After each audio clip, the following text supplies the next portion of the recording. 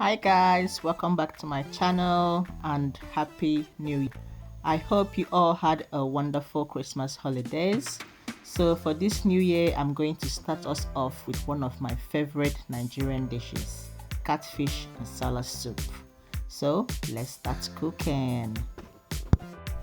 In a pot, I'm going to boil some water, then I'm going to add my mixed peppers and onions. But onions is optional. I know some people don't like using onions in their nsala soup. Then I'm also going to go in with dried fish and some shrimps. I like putting shrimps in my nsala soup, but it's also optional. You can skip that one out. So when it boils, I'm now going to go ahead and add some crayfish. Then I'm going to add our nsala soup spices, oda, ogiri, uziza seeds. And if you want, you can also put Utazi seeds. Then I'm going to add some salt, and I'm also going to go in with seasoning cubes. When I'm done with that, I'm going to give it a stir. After stirring, I'm gonna cover the pot and let it cook for around 8 to 10 minutes until it comes together.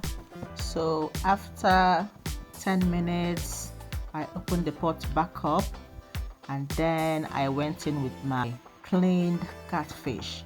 Okay, I have another video where I showed how I clean my catfish. So if you want to see that process, you can just skip to my other catfish nsala soup in my channel. So you go in with your catfish, and then you're going to stir that a little bit, and then cover the pot and let that cook.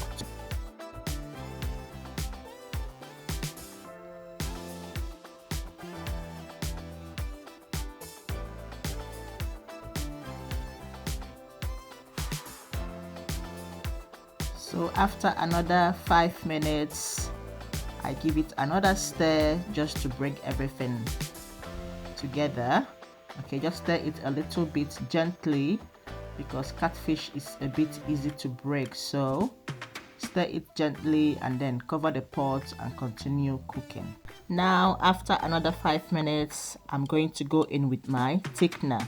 So for my thickener, I'm going to use oats flour. This is rolled oats that I grinded to make a flour.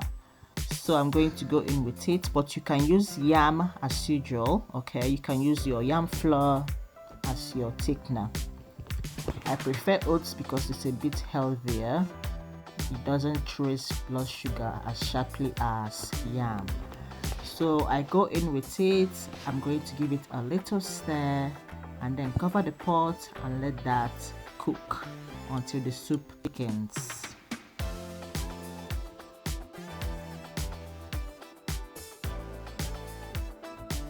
So now the soup is a little bit thicker. I'm going to go in with Utazi leaves, or you can use scent leaves. Okay, if you don't have Utazi leaves, you can go in with scent leaves. It's all good. So after adding that in, I'm going to give it another stir. Always remember to stir gently, okay? Remember to stir gently. One thing about using catfish to cook nsala soup is that if you're not careful, it will break apart in your pot. So always try as much as you can to stir it gently. So after stirring, I'm going to go back to the remaining crayfish just to bring the taste together, and then I'm going to also add some salt because I checked it needs a bit more salt. So we're going to go in with the salt and then cover that and let it cook. So one of the things I learned about catfish is that when you're washing it, if you go in with some hot water at first, I think it makes it a bit tougher, so it doesn't break apart easily in the pot. So that's what I always do while washing. I'll just go in first with the hot water. You will see the skin toughen up a bit, then before you start your normal washing. So that's one of the tips I have for catfish. So after around 8 minutes, I gave it another stir, and there you have it, guys. Our nsala soup is cooked. The scent and the aroma that was coming out of this soup was fantastic. And then for this soup, you can eat it with any swallow of choice. I had my wheat, I have oats as well, but if you want you can go in with pounded yam or fufu or even eba. Any swallow is good.